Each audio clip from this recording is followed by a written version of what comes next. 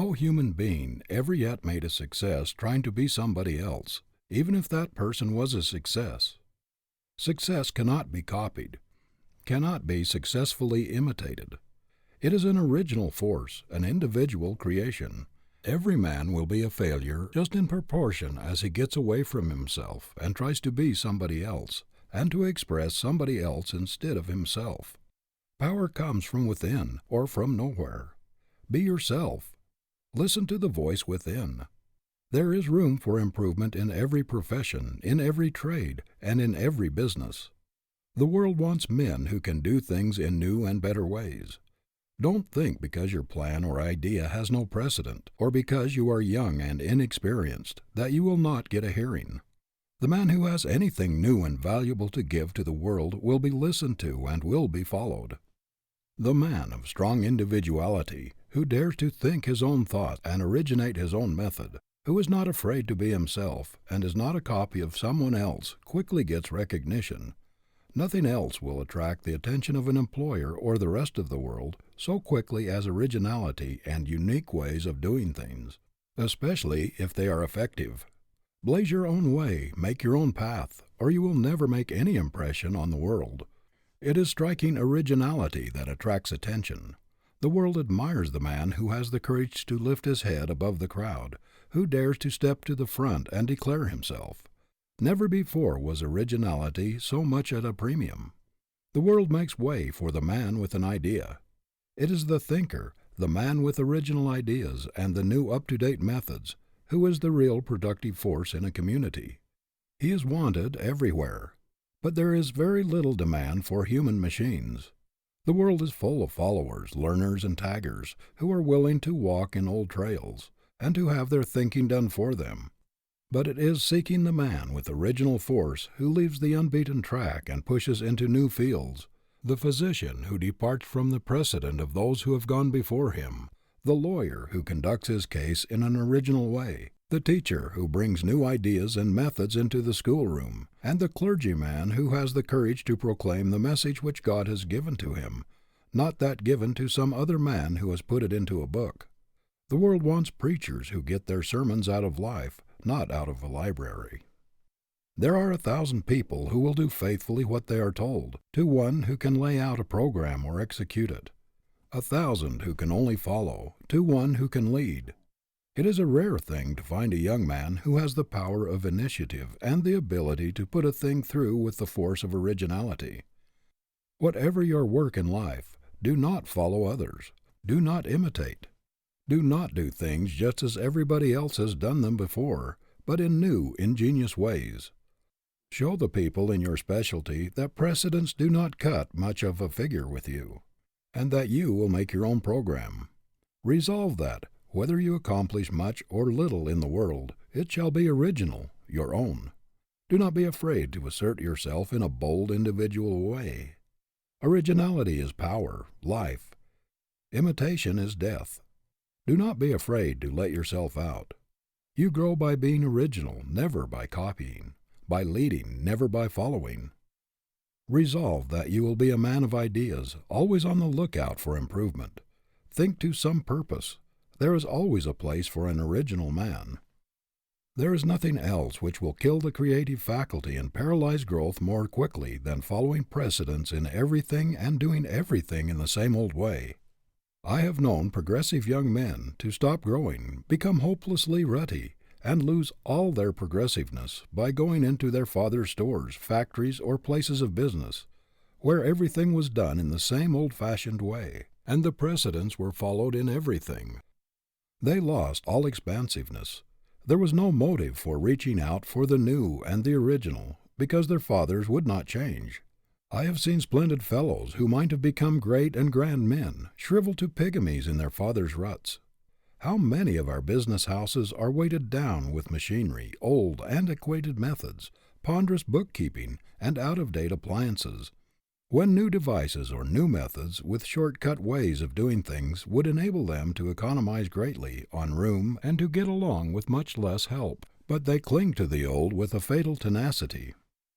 This is why so many old concerns, which have been strong and powerful for generations, gradually shrink, shrivel, get into ruts, and fail, while their newer competitors, the bright young men who have gone out from these houses, do things in a new way, adopt up-to-date methods, keep up with the times, and go on to greater success. There is a great advertising quality in originality or uniqueness. The man who does business like the great majority of men, although he may have superior ability, does not attract much attention. But if he makes his own path, adopts original and progressive methods, puts his specialty in a class by itself, and attracts attention, everybody who patronizes him is a traveling advertisement for him. There is a specialty store in Boston whose progressive proprietors make a study of original ways of doing everything. For example, all change is given in brand new money, direct from the United States Treasury or Mint. This does not cost much and causes but little trouble, yet it is a very shrewd advertisement.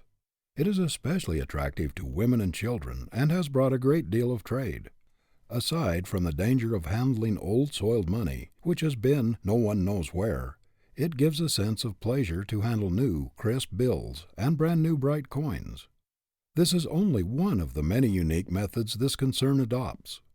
People flock to the most up-to-date establishments, for they know that the newest styles, the latest and freshest goods, the greatest variety, the best display of taste, and the most appropriate things are to be found there. It is well known that those up-to-date houses pay the largest salaries and have the best buyers. There is a hotel in New York which needs no advertising. It is one of the institutions which people visit out of interest, and they are always talking about it. Other things being equal, they will patronize it. If they cannot afford to have rooms there, they will go there to dine, to see the fashions and prominent people. The amount of free advertising which this hotel has had, in addition to what, perhaps, other first-class hotels get, would probably have cost, if paid for, half as much as the hotel is worth. The same is true in every line of endeavor. It is the newest and the most up-to-date concern that has the latest devices and the freshest and most original ideas that draws the people. Do not, however, make the mistake of thinking that if you simply do things in new ways, you will necessarily be successful. It is effective originality that counts. There are thousands of men who are always chasing new ideas, new ways of doing things, who never accomplish anything of note, because they are not effective, not practical. I know a man who adopts every new device that comes along, and has thus practically run through a large estate left him, because he did not have the judgment or the sagacity to select really effective devices or methods in the management of his affairs. The shrewdest thing a young man can do, to say nothing of the influence upon his character, is to put the greatest possible originality and the highest possible excellence into everything he does, to make a resolution at the very outset of his career, to stamp his individuality upon everything that goes out of his hands, and to determine that everything he does shall have the imprint of his character upon it as a trademark of the highest and best that is in him. If he does this, he will not require a large amount of capital to start a business and to advertise it. His greatest resources will be in himself. Originality is the best substitute for advertising, as well as the best thing to advertise, if quality goes with it. Some men are absolutely afraid to do things in a new way. They must follow somebody else. What was good enough for my father and grandfather is good enough for me, seems to be their motto. They cannot see any reason for changing. They must have a precedent for everything or they reject it. They cannot appreciate a new idea or a new way of doing things. They think there must be something the matter with it if it has not been used before. They have a peculiar love for the old. The antique appeals to them. They think the value of things lies in their age. These people with hide-bound intellects stand in the way of progress. Every town has these precedent men in the same old-sized stores with the same old out-of-date shop windows, the same methods of displaying goods, the same old cumbersome systems in the counting room. They are progress-proof. New ideas frighten them. The precedent man is always nonplussed, embarrassed by anything new, or when confronted with a condition which requires something original. He must get hold of something which has been used before, or he is powerless. Many people think it is unfortunate to be unlike others in their personalities. They are always afraid of being thought peculiar or eccentric. Yet the Creator never made two things alike, nor any two people alike. Nature breaks her mold at every new birth. Great characters always have strong individuality and originality, characteristics which mark them from the crowd. To be eccentric is not to be weak, but more often it is a sign of strength. Lincoln had eccentricities, but they were inseparable from his great character. Eccentricities do not make a person disagreeable or repulsive, are often advantages rather than disadvantages. What is more monotonous than a dead level, insipid character that has no strongly marked features which individualize it? We all love a great nature, a strong, vigorous, rugged personality, which impresses us with power, something colossal which looms above us and inspires us with awe and admiration, such as we feel when standing under some mighty mountain cliff towering above us into the clouds. We do not wish the rugged crags smoothed off. They add to the peak's sublimity. They suggest majesty and power. Why should we want to plane off the eccentricities of a great character, or the individuality which characterizes him and distinguishes him from all others? We believe in the original man or woman who does not remind us of others, who makes a new, strong, vigorous, and lasting impression upon us, who does not imitate or follow, who makes his own program, who acts upon his own judgment, who leans upon nobody, and who does not ask advice, but acts fearlessly, boldly, independently. We know there is force there that can do things, that can achieve, a reserve power that makes its possessor a master. Fearlessness is a quality absolutely necessary to great achievement. Courage always accompanies force. It is a marked quality of the original man. Imitators are timid, weak.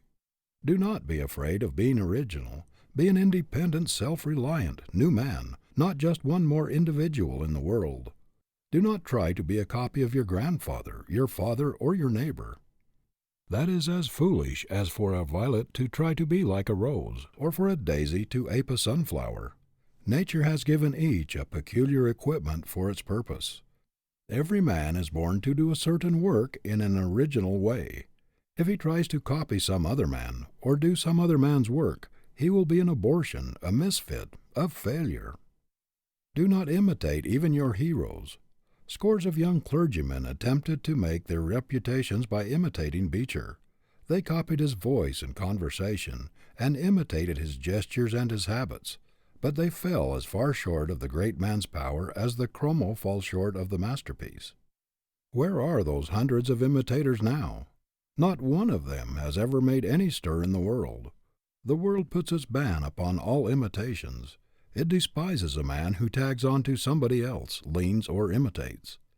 He is always classed as a weakling, without force, power, or individuality. We hear a great deal about the dangers of the one-man power in our great corporations. People say that they should be managed by large committees, or boards of directors. That too much power should not be put into the hands of one man. But there is one original, dominating character in every committee, on every board of directors, who towers above all others and ultimately rules. It is impossible to get away from the domination of a strong, original, forceful character. Just be yourself. The consciousness that you are not another in the slightest degree, that there is no suggestion of being a copy of somebody else about you, is a great power in itself. It increases your confidence. The very reputation of being original buttresses you in any community. It helps you to have people say, after talking with you, "There I met an original man today, who did not even remind me of anybody else I have ever seen." It is refreshing to talk with a man who never reminds you of others, who uses no cant, who is not the slave of precedent, who walks on his own legs, who has no use for crutches, and who never leans, a man of force who radiates power. Why try to be somebody else? To be yourself, or to express yourself with originality and power, is the greatest thing you can do. You cannot be another if you try. It only makes you unnatural and ridiculous, and robs you of the power which comes from self-expression, from being yourself. The more you differ from another man by nature, the more ridiculous you will make yourself by attempting to imitate him. Real strength inheres in personality. End of chapter 12.